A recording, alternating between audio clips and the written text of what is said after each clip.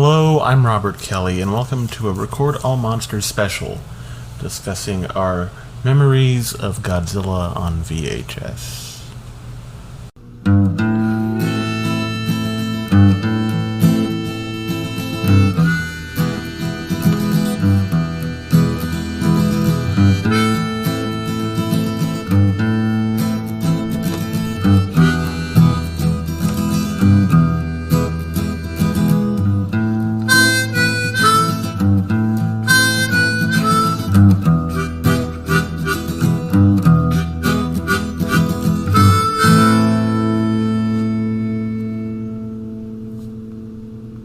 So I'm here, as usual, with Courtney.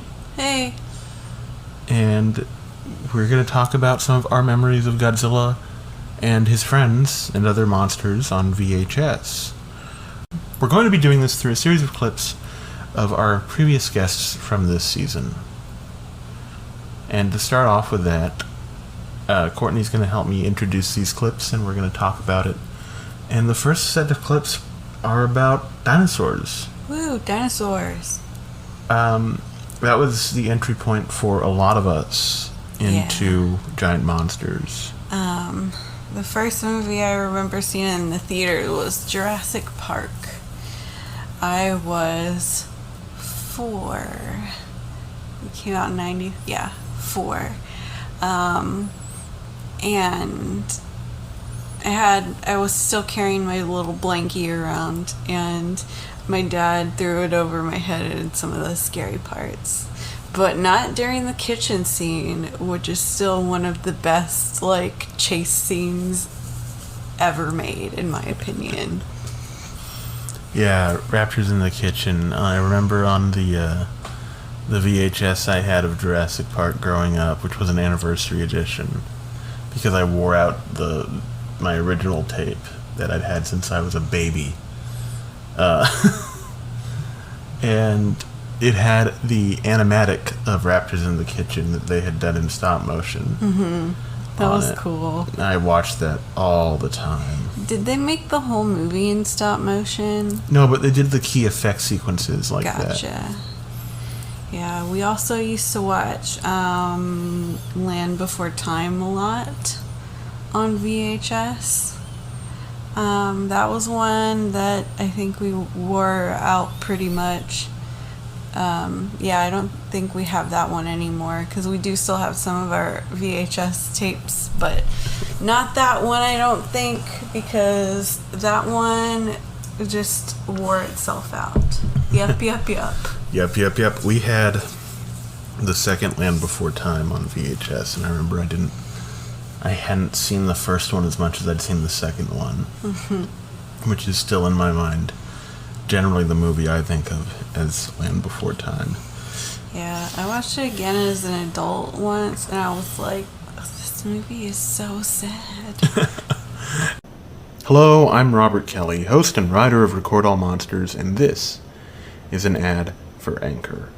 That's right, it's an ad for Anchor, and if you haven't heard about Anchor, it's the easiest way to make a podcast.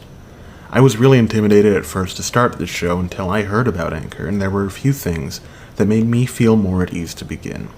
First of all, it's free.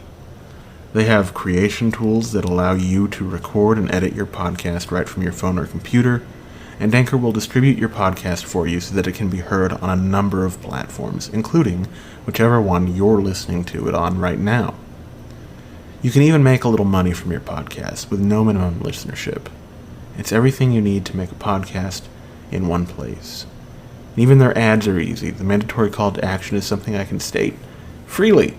Download the free Anchor app or go to anchor.fm to get started. Doesn't that feel good? This has been an ad for Anchor, and I've been Robert Kelly, host and writer of Record All Monsters. So let's go into our first set of clips where we'll be hearing from me, John LeMay, Parker and Q, Chris McDonald from GargantuaCast, and Stephen White from Super Mega Crash Brothers Turbo.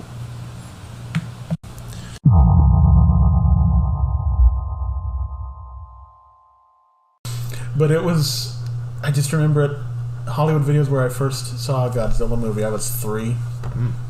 And I love dinosaurs, like everyone And I just saw, like, hey, it's a dinosaur. And there's a robot dinosaur? Well, this is going to be great. This is going to be fantastic. And I lost the family coin toss for who was going to watch the movie. So I got up real early the next morning, and I put it in the VCR, and I lowered the TV down to 3 because that was as low as you could go and still hear it if you were like right there. Real close. Yeah. So I just remember it was like a whole other world opened up in front of me. But coming from like kind of where you're at, like I loved dinosaurs when I was a kid, you know, and you get to see all the older, older, claymation style.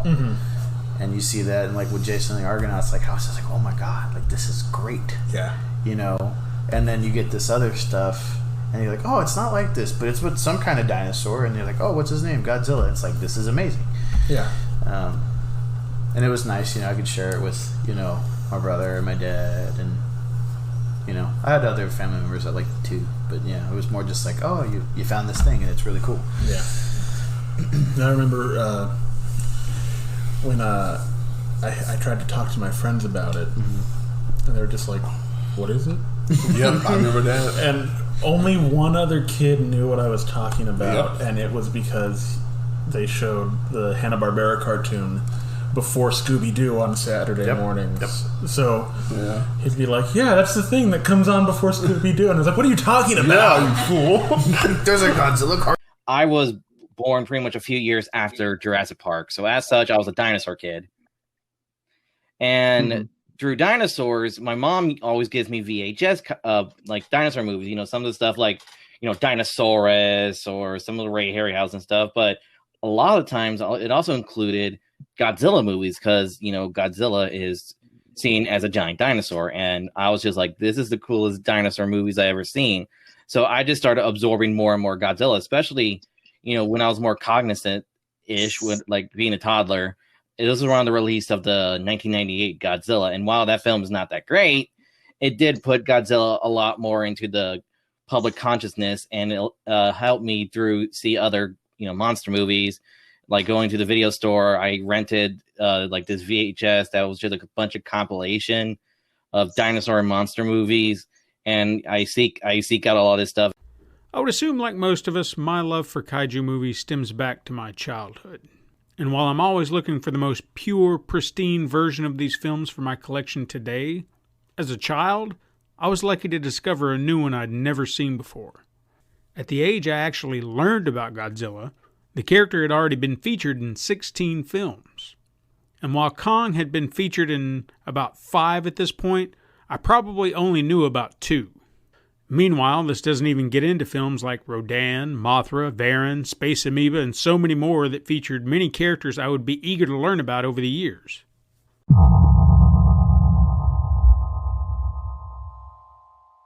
And like Steven said in that last clip there, a lot of it was discovered just through the VHSs themselves, walking through your video store and finding, something new, something strange.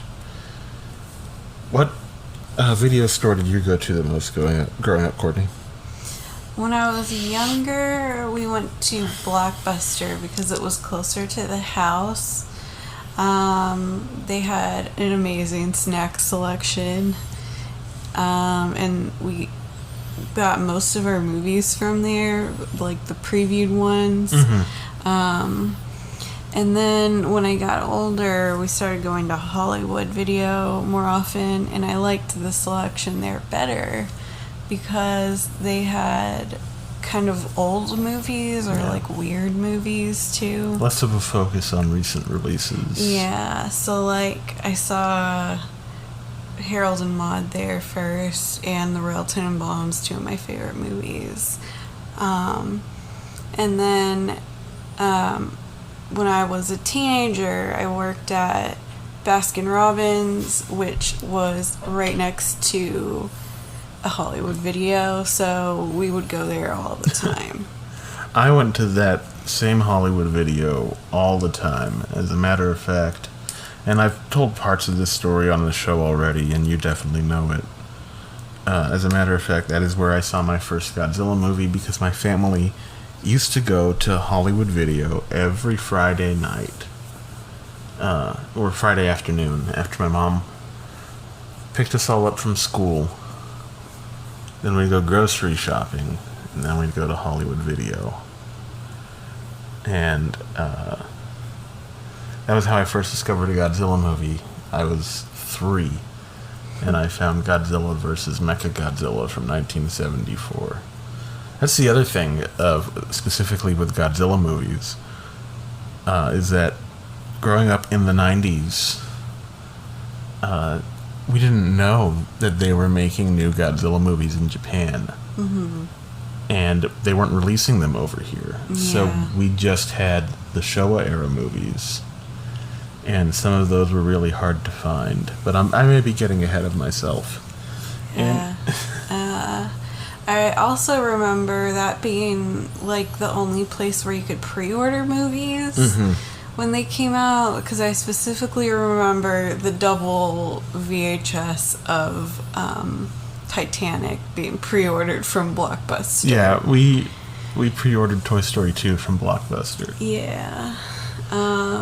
In the online shopping days. Yeah. So, online Monopoly days. Yeah. So this next set of clips, we're talking about video stores with Parker and Q. Stephen White once again, John LeMay. So, we'll see you on the other side of that.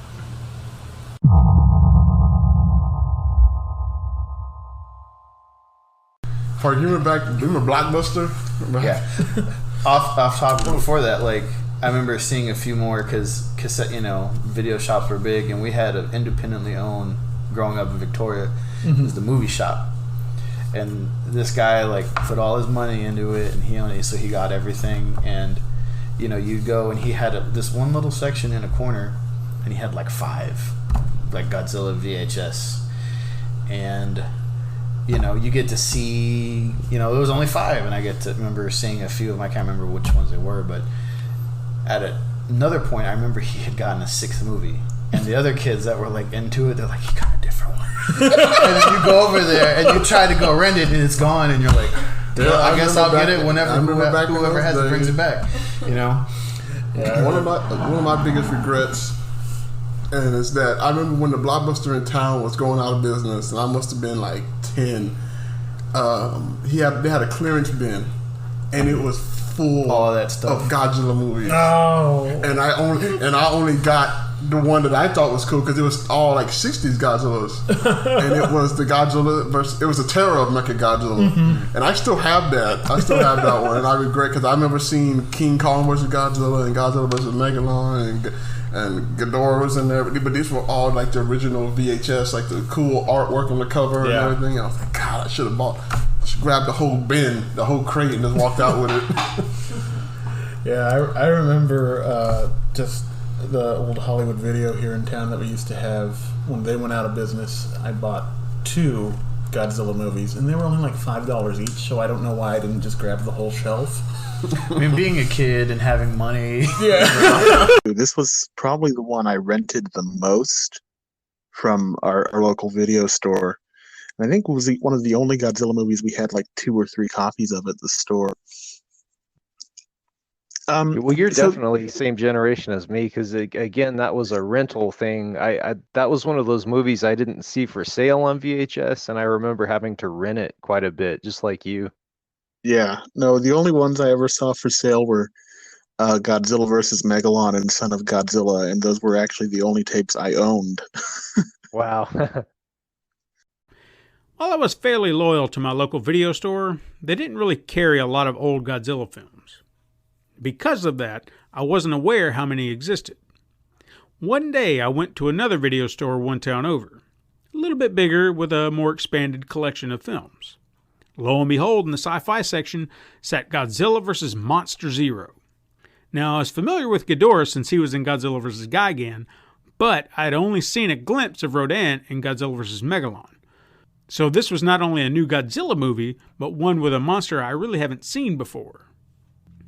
Varan the Unbelievable was out on VHS, but in a little town like Roswell, the odds of getting that particular VHS were kind of slim. And I remember I had to get Varan in Dallas, Texas at the Suncoast Video. I was probably 10 years old.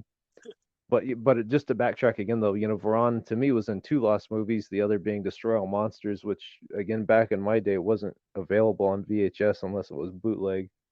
Right. So I would say my expectations for Varan were probably kind of high. And Varan the Unbelievable, the US edit in particular, is just an awful movie. It's kind of boring in my opinion. So I love the design of Varan, though. And then, to kind of pour salt in the wound was watching that American edit of Varan for the first time. You don't get the great footage of him leaping into the air and flying, which is probably like the coolest scene in the whole movie. And I have no idea why they wanted to cut that out of everything.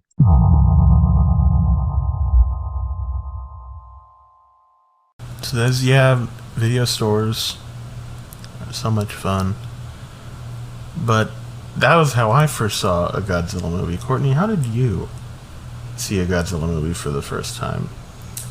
Well, I remember seeing the 1998 one in the theaters with my dad, and I loved it at the time, but it's problematic and dumb in many ways now.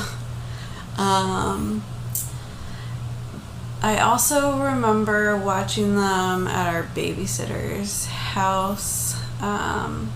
My mom's friend, and she was from India, and they had a bunch of VHS tapes of Godzilla movies, and we watched them there. I didn't know that. Yeah. On this next set of clips, we have Q, Parker, Stephen White, and Chris McDonald from Gargantucast telling us about their first encounters with Godzilla.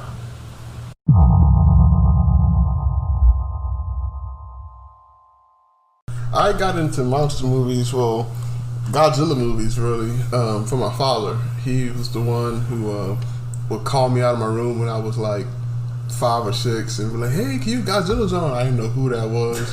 And I would just come out and I would just see this big dinosaur. To me, it was a dinosaur that was just spitting out blue flame, and it was just the most amazing thing. Still is one of the most amazing things I've ever seen. And from that point on, it's just been Godzilla. You can't tell me anything. Godzilla can do no wrong to me. I love Godzilla. Yeah, Parker? For me, when I was younger, I thought most TV was in black and white. Like I told you earlier, you'd see it late night. My grandparents' house, they go to bed, they wouldn't wake up, and then me and my brother, we'd sneak into the living room and turn the TV down really, really low, and we'd get lucky. So we'd see like Jason and the Argonauts, or an older Godzilla movie at the time. I think maybe the true one I had seen, besides the Hanna-Barbera one, because I was like, oh, there was a cartoon, and that was all reruns. But I think like the one I actually got to sit down and actually watch as a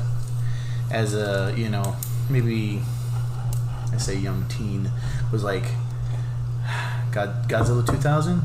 Like that was like my first experience, and I was like, oh my god, like what is all this stuff? And back then you couldn't research a lot. We didn't have a computer for a while, so it's either what I could see at the comic book store, or I'd see toys at like the KB Toys, right? And you kind of piece it together.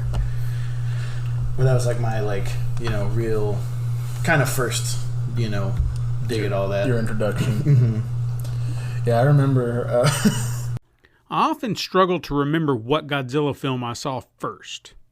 Considering the timing of it all, I'm mostly confident it was Godzilla 1985. I have a deep fondness for this film, and I have to believe it stems from being the first. Godzilla vs. Megalon has to be a close second. I know I had a copy of it on VHS, which was the first and only one I had for a very long time.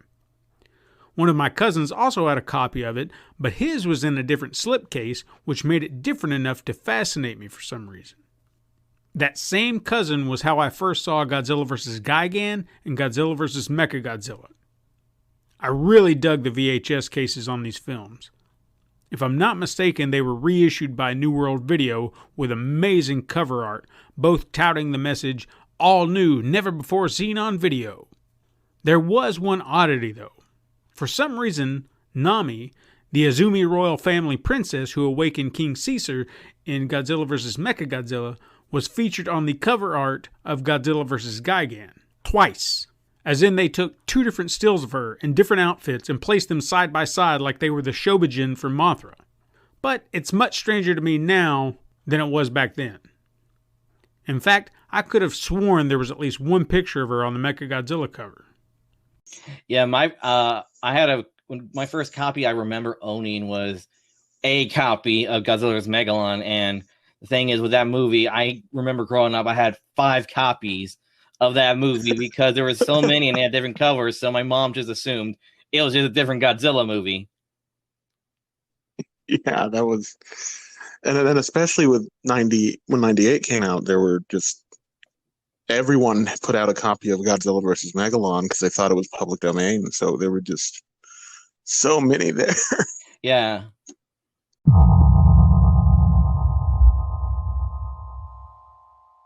Yeah, the 1998 movie was kind of a watershed moment for Godzilla in America.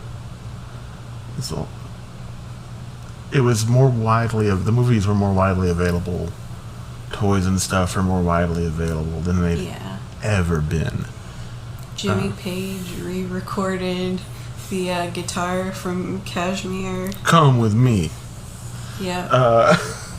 My dad loved that song because of that. And if you want to know more about my experience with Godzilla 1998, you can check out Podcasters Assemble's episode on that movie. That was a lot of fun to do that. And it's just, for me, the biggest impression was, wow, other people like Godzilla for, one summer.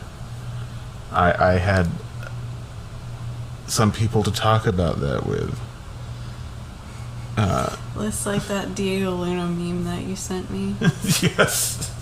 Because I was 6 years old. Or I was 5, but I was going to turn 6. Yeah. Later that year. I've been in this fight. What does he say? This is new to you, but I have been in this fight since I was 6 years old. I may get the clip. Amazing. I think I might get the clip to play in there. Amazing. I don't know. Disney might cease and desist you now. Well, but here's Stephen White talking a little bit about being the ease with which we were able to find Godzilla paraphernalia in movies in the summer of 1998.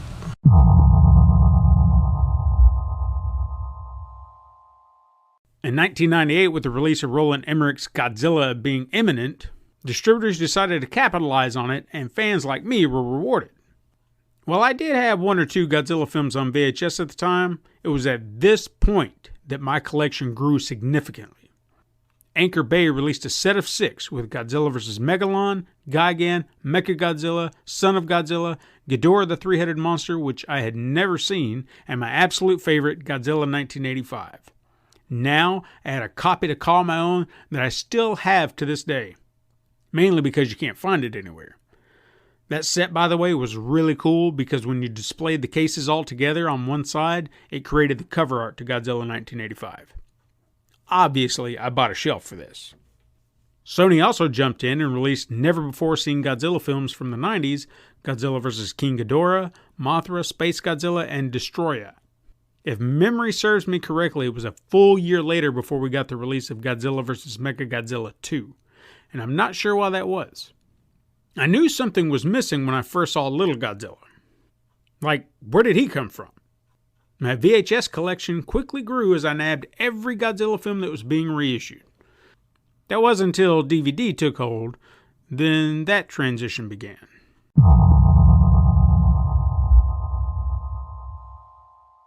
You alluded earlier, Courtney, to pre-internet shopping days, and there's also pre-streaming. And now pretty much any movie can be streamed at the click of a button. Even a lot of the Godzilla movies are on HBO Max or various other Destroy All Monsters is on Tubi as of this recording. But it wasn't always that way, and sometimes if you couldn't get to the video store, the only way to see a Godzilla movie was when it was on TV. Which that almost never happened for me except in the clip we're setting up. So we'll let that go. Courtney, did you ever see Godzilla on TV growing up? Not that I can recall, but it is possible. Once our friends next door got the Disney Channel, we were over there pretty frequently watching stuff there. So I watched dinosaurs. Oh, that's one thing. That's related. That's men in monster suits. Yeah. I know it wasn't on Disney, but it was adjacent. Well, that is interesting because when the Disney Channel first started, they used to show Godzilla Raids Again a lot, I've read. They also showed, like, Anne of Green Gables, the original show, and Winnie the Pooh things, and then this really weird Fever Dream Alice in Wonderland live action show that was just like bizarro. Tweedledum and Tweedledee were rappers. Yo. My name's Tweedledum, and I'm here to say... Go on. And there was also My Little Pony Tales, which was my favorite. Well, and Godzilla's still on TV today. Why, just this week that we're recording this, Comet TV has been having a Godzilla 2-movie marathon every morning, and last weekend they had a Godzilla movie marathon Saturday, Sunday, and Monday. So, listen to me and Stephen White rehash memories of Godzilla on TV. Whoop.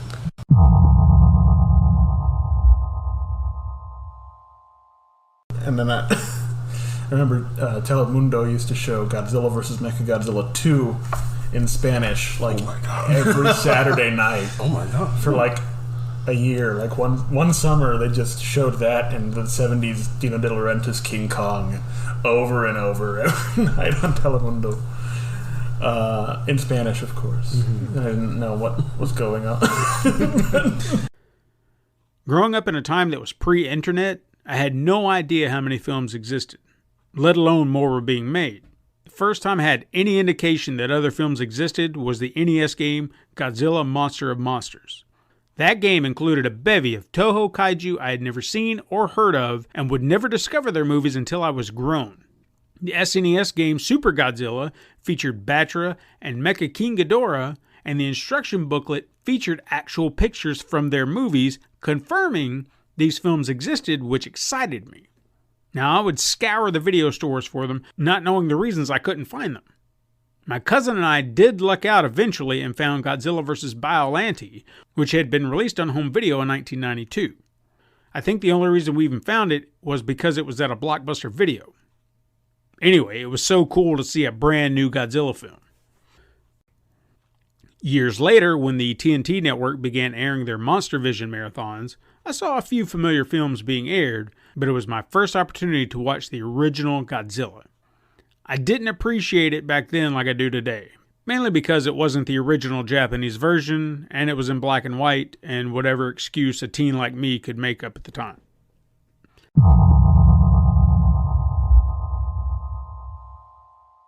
Godzilla's not the only Japanese giant monster, as we know here very well. We are called Record All Monsters. Gamera is probably the second most well-known of the Japanese giant monsters. And I don't think I've ever asked you this, Courtney, but what was your introduction to Gamera? You. It was me? Yeah. Yep. Yeah, I hadn't even seen the Mystery Science Theater 3001. Had you seen Mystery Science Theater 3000 before we were together? Okay. Mm-hmm.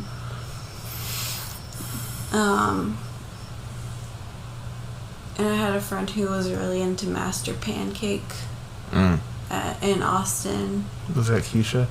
No, but I would assume, would like that. She loved it. Yeah. She met Trace Bulow. Oh, nice. Who was part of Cinematic Titanic and Mystery Science Theater 3000. Cool. And they performed with Master Pancake once, and she bought his book and got it signed for me. Oh, yeah, I remember that. But yeah, the first Gamera thing I saw was that terrible grainy one with you, and I was like, I can't see what's happening. Was it on TV? Maybe. I think I was excited because they were showing Gamera movies on TV. Yeah. And it was like a really bad print of it, and I was just like, I can't really tell what's going on. Yeah, they're the TV prints aren't great, and that's why they're not included in our Gargantuan Gamera giveaway. Which, if you haven't entered yet, it's not too late. You got a couple more weeks to enter. A couple more turtle weeks. And we've had more entries than I was anticipating across all of our social media platforms. And remember, every social media platform you comment on is an entry. So, with that, here's how Parker, Q, Chris, and I encountered Gamera for the first time.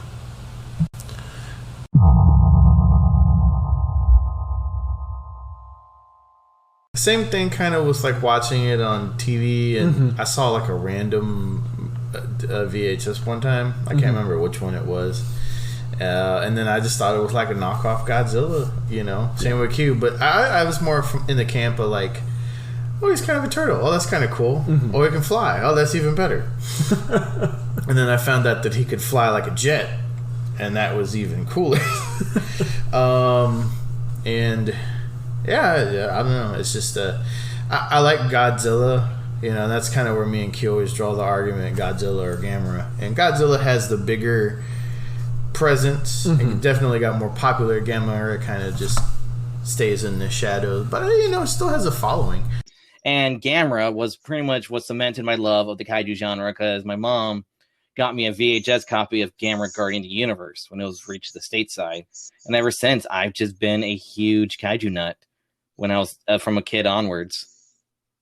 And I vaguely remembered when I was, you know, like maybe 6 or 7, I rented Gamera Guardian of the Universe, the first of the Heisei Gamera movies.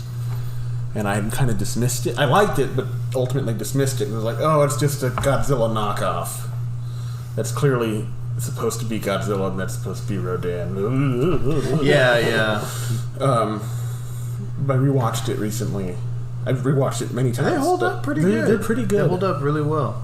Especially like the last ones, you know, with the considering when they came out and like the special effects. Yeah. For the monsters. Yeah. But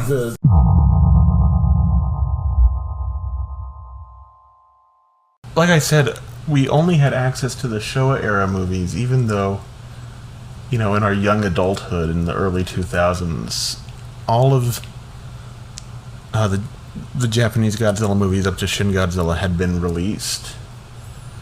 They were just so much harder to get. You had to go through specialty outlets. And VHS wasn't really a thing anymore, so they were all on DVD. But while we only had those Showa movies, those had some of the coolest and weirdest stuff in the whole franchise. Yes. Courtney, do you have any weird things that you just love that you can't get enough of in the Godzilla movies? Well, I like that era because the fashion is amazing. And in these movies as well. I love the sets. How everything has that kind of retro future look to it. I love the weird monsters, and that's also when Minya was introduced. 1967's Kaiju Boom, which we'll be covering early My fave. in season 2. But also like Hedorah, and like the Mothra fairies and stuff. So like there's a lot of like unexpected things there, and I think that's fun. Well, in Hedorah's Godzilla vs. Hedorah, that has probably the crowning moment of weird in the Godzilla franchise. That opening. Well, the opening, yes. A+. I'm specifically referring, however, to Godzilla flying. Yeah. Using his atomic breath. Oh, and then the when he slides on his tail. Godzilla vs. Megalon, yeah. Love it. Just a couple years later. And I've got shirts of those moments in the works. So keep an eye on our TeePublic store. Yeah. Anyway, here's some clips of us talking about weird things and just trying to keep up.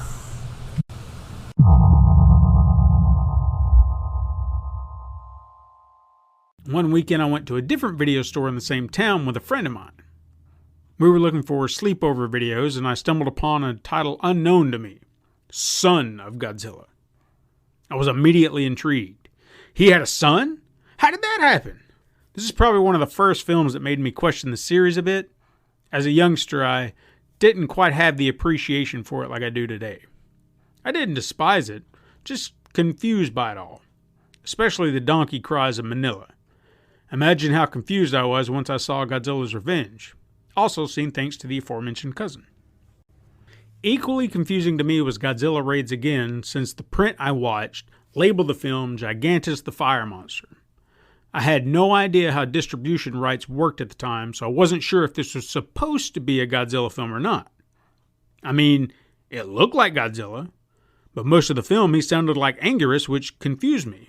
But the Video Treasures cover art showed both Godzilla and Anguirus, so it had to be, right? U.S. distributors added more confusion into the mix with additional titles, making me think that I had discovered a new Godzilla film only to learn it's one I'd seen before. Titles like Godzilla on Monster Island, Godzilla vs. the Thing, or Godzilla vs. the Cosmic Monster were just a few that misled me. The only other film I'm pretty sure I saw around this time was Godzilla vs. the Sea Monster, also released by Video Treasures. Its cover art wasn't as cool, and it was the first time I really noticed that the series had reused scenes that I'd seen previously, like Godzilla's fight with Ibra and Godzilla's fight with the giant condor I had seen in Godzilla's Revenge. Yeah, there was a time where Godzilla and Superman. Yeah. Yeah, that makes sense. They're both superheroes. They both fight evil things. And now... Big animated piles of trash. And I know now that people like to kind of, try not to focus on that image of Godzilla. But for me, because I grew up watching the Showa movies on VHS, because that was all they, like they said, that's all they had. They had like maybe 10, and I'd watched them all 100 times.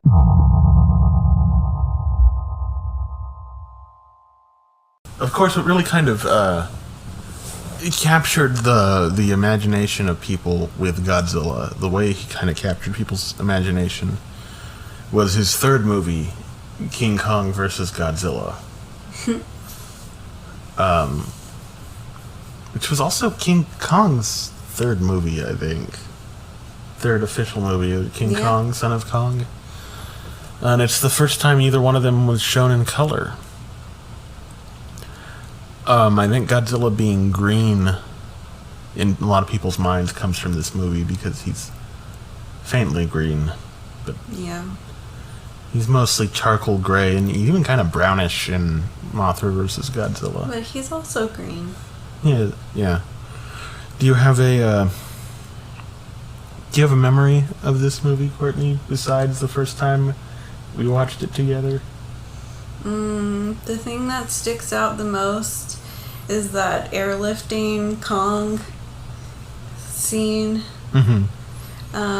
which they harken back to in the new one, and that weird duck face Kong thing. Yeah. Well, here's a series of clips. Not from our King Kong vs. Godzilla episode, but this movie is so large, it crept into several of our other conversations.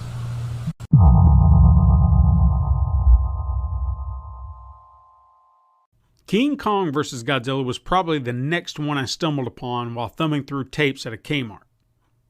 I had to have been aware of King Kong because seeing the two of them together blew my mind. I know I had seen the original King Kong from 1933 first, followed probably by King Kong Lives not long after. I saw the 1976 version of King Kong after those two on TV, and I was thoroughly confused why Kong's roar was different than it was in King Kong Lives. Anyway, I had a copy of King Kong Lives on VHS, but not a legitimate version. It had been recorded off of a cable network like HBO or Showtime. And the audio was really quiet, so you had to turn up the TV a lot to hear it properly. And although we can have better picture and sound, I kind of miss my old bootleg VHS collection. I remember being in the same predicament what you just said, Robert. I was in elementary school, and we had show and tell. And I brought my Godzilla vs. Godzilla VHS to school, and nobody else knew what the heck that was except for one other kid who had the audacity to tell me to my face that King Kong was better than that.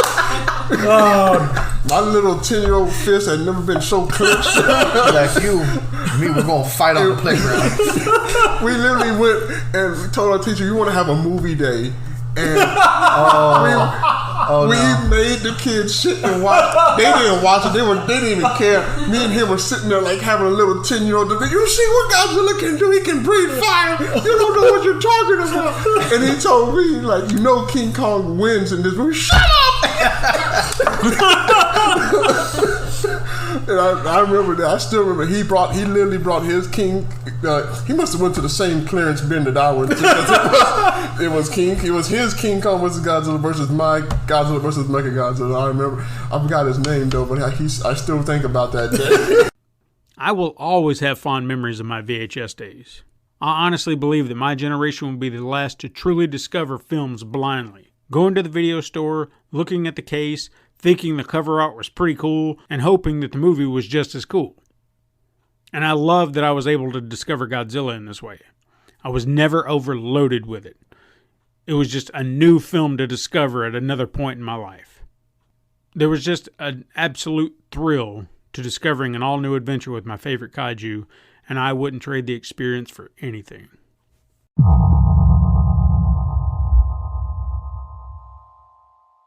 We've had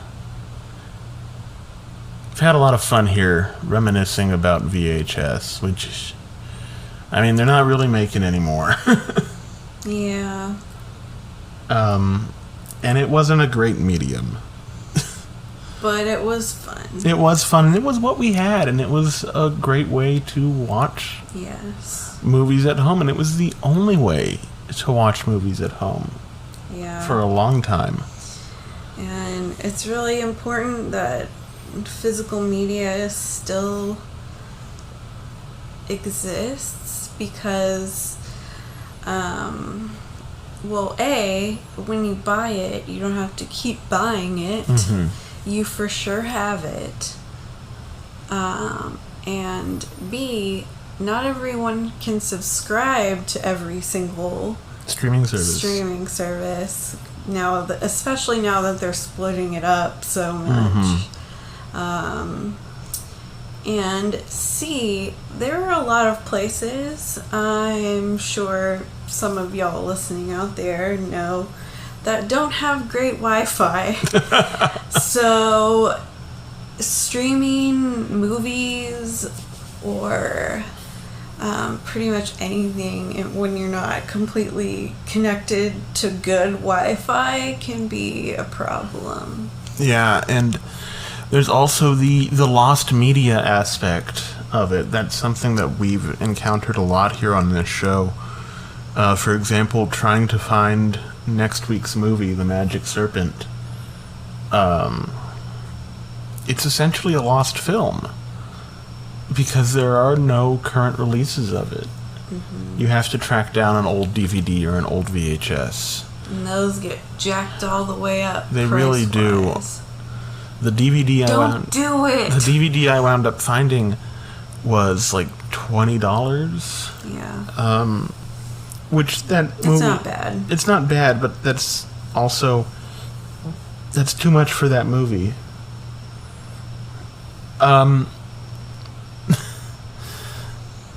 It's too much. Honestly, it's too much for a movie. We shouldn't be paying $20 for it. I'm willing to because I value physical media, but also dubs.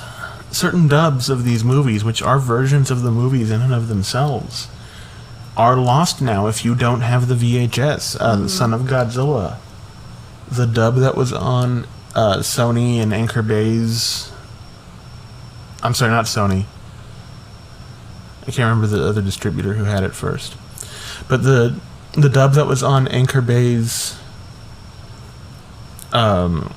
VHSs that was directed and produced by Peter Fernandez, who also did the dub for Speed Racer. Mm-hmm. If you don't have that VHS, you don't have access to that dub, which is delightful and charming. Mm-hmm. If you don't have the VHS, you don't have the original theatrical version of Terror of Mechagodzilla. Yeah.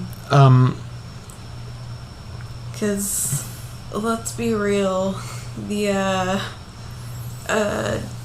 additional scenes and content, or like the bonus content on a lot of newer releases is not great. It's not. We were watching Godzilla vs. Kong, and we were kind of flipping through the Blu-ray to see what was on in terms of special features. And it was like a trailer. People from the other movies. Yeah, there was a kind of documentary made up of special features from the 2 previous Godzilla movie releases. Yeah.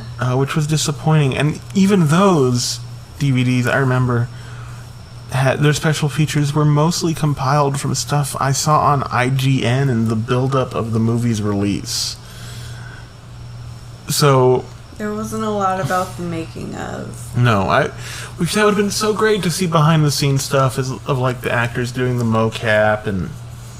Yeah, we just watched 2 really long special feature documentaries. So good. The one on Jurassic Park. That's hosted by James Earl Jones. And Jaws. That is not hosted by James Earl Jones, but it's a wonderful documentary that was on the VHS, and it's on the Blu-ray, but that was produced 20 years ago, maybe 25 years ago. Yikes. And we're old. There's nothing that good that's original to the Blu-ray. Mm-hmm. Which is sad. Yeah. So, hoard your physical media. Hold it close to your chest. Don't jack up the price Don't jack up if you're gonna resell it, be kind to your fellow fans. Like, that's part of the reason I'm doing the Gamma giveaway. Right? Because I want at least one person to get these movies without being gouged. Yes. Someone who wants them. Who'll take care of them and love them like I did. I'll find you if you resell it. And you win. I'll track you down. And I'll let your imagination fill in the rest.